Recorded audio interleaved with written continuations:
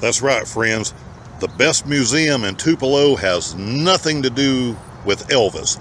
And because of the name of this, you would probably skip it, go right past it.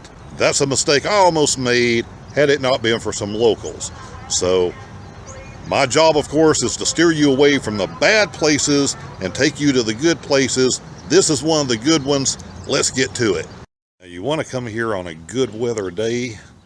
It's perfect right now because it's overcast, nice and cool, because there is a huge outdoor area in which to play here. Man, they must have had one of the first bookmobiles in the country. Look at all this great machinery. There's some incredible machines here, and even with a few signs, I still don't understand what half of these do, because I did not grow up on a farm. So I need to come back through here with somebody that knows. And I do know such a person. Unfortunately, that person is not with me today. Some of these just look like torture devices for bad field hands. I have no idea.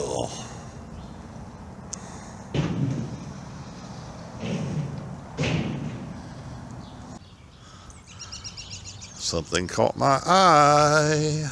A chapel and a school.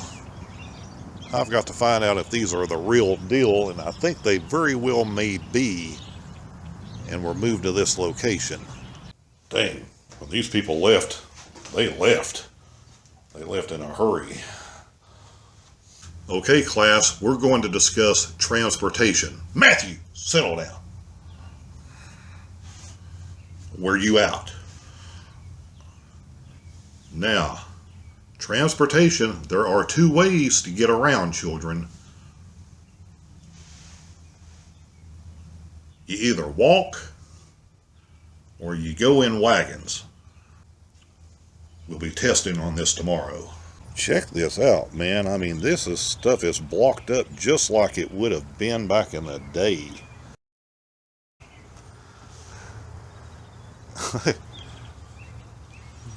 Door/window back there, man, that's just incredible.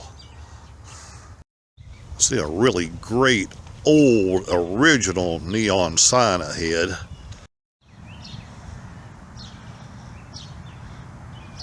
Can you imagine when that was original and lit up in neon?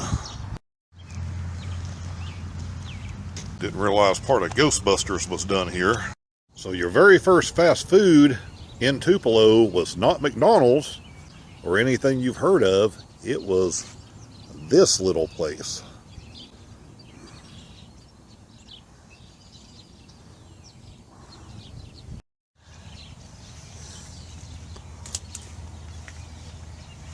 And the coolest part, of course,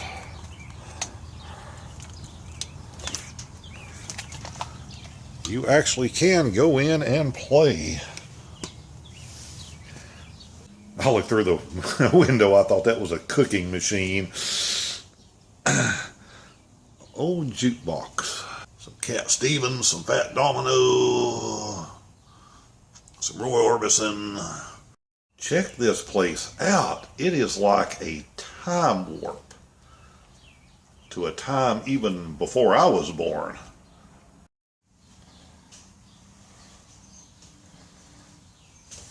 I'm telling you right now, this museum, everything that you do here, and for the price, it's one of the best things I've run across in this country so far. And I've been in about 30 different states over the years. This place is a winner. It is definitely Tupelo's hidden gem. I know everybody loves Elvis, and I'm going to tell you, there is not a single Elvis-related thing on this property. But this place blows everything else away. If you're coming to Tupelo, you have to come to this place.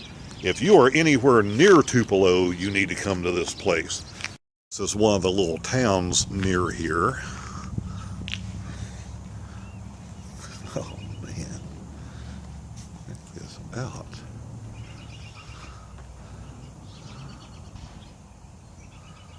Ship it on the Frisco. This is giving me ideals. This could be the next camper van conversion. Forget the highway. We can ride the rails. And behind me, you'll see a giant machine that did something. I believe I saw something about this being an 1870s house, and it's a complete home, and it's pretty good size. Corn crib. This is where you kept your corn and your snakes.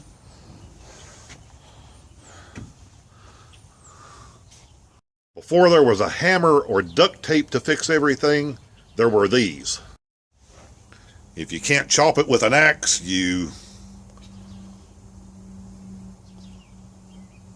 do whatever that thing does to it. There's like a lot of pianos here. Pie-Annies! The Davis House, 1870. This architectural style was called dog trot because the dogs would rest in the breezeway, which drew in cool air. The living quarters and kitchen were typically separated by this common breezeway. And that makes perfect sense dealing with Mississippi summers. Let's check out Griffin's blacksmith shop. Since we don't know anything about farming, maybe I can be a blacksmith. I actually did have some blacksmithing lessons from some really nice people in Iowa or Oklahoma, I think. Some older gentlemen really took some time to let me play with some equipment, but it was more modern than this. And while those are interesting, I don't even know what that is. Do any of you know?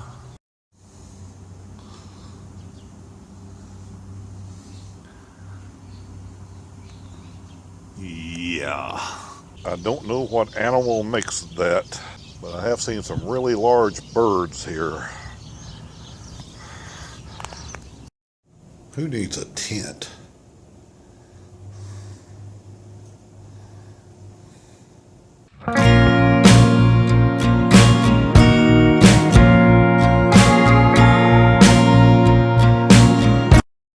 That sounds unbelievably painful.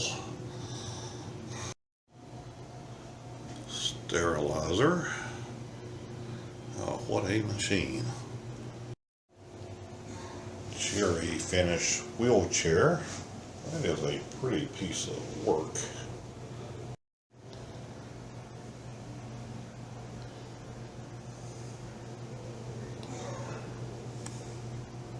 Well, that sounds and looks painful too. Apparently they come in 3 different sizes. Need to know to be a doctor. Now I've been in museums that had an iron lung machine before, but this one has something I've never seen.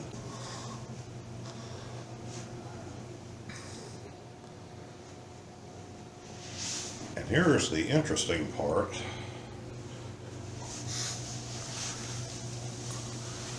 The directions are printed right on the side. Your ambulance and hearse was the same vehicle, which happened in most places until the 1960s. Dental chair, dental sink. See, we don't need all this fancy stuff we have now that drives up medical cost. I'm sure these clamps to hold your head are quite comfortable. So want someday to play with a working one of these. There's a whole section here for the tornado and F5 that hit Tupelo in 1936 and destroyed much of this city. Amazingly, one of the structures that survived it was the little white house that Elvis was born in just prior to that. The little handmade, hand-built by his father house survived this tornado. Now let's see what else didn't survive in this area. My gosh. They had a huge loss of life down here. And that doesn't count the ones that were unidentified. Wow, what an incredible, incredible picture that was taken at that time.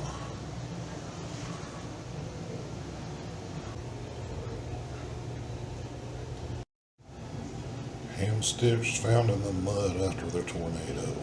Wow. And isn't this a beautiful little hand stitched piece?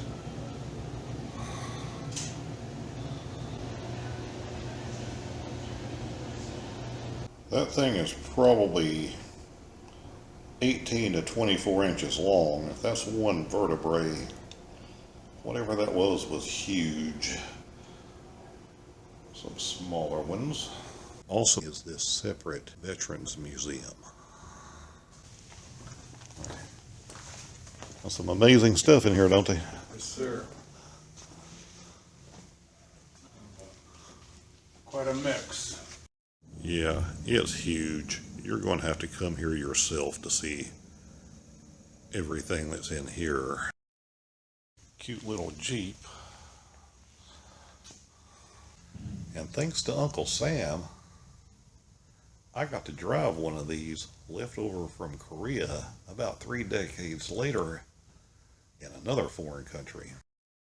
They just kept passing these things around apparently. And many, many years later, these things were still used overseas in some odd, poor countries. And here's the best part. Look at that top speed. And trust me, you were going to have trouble getting there. These things were not built for speed, but they would climb anything short of a tree. Man, this is local history mixed with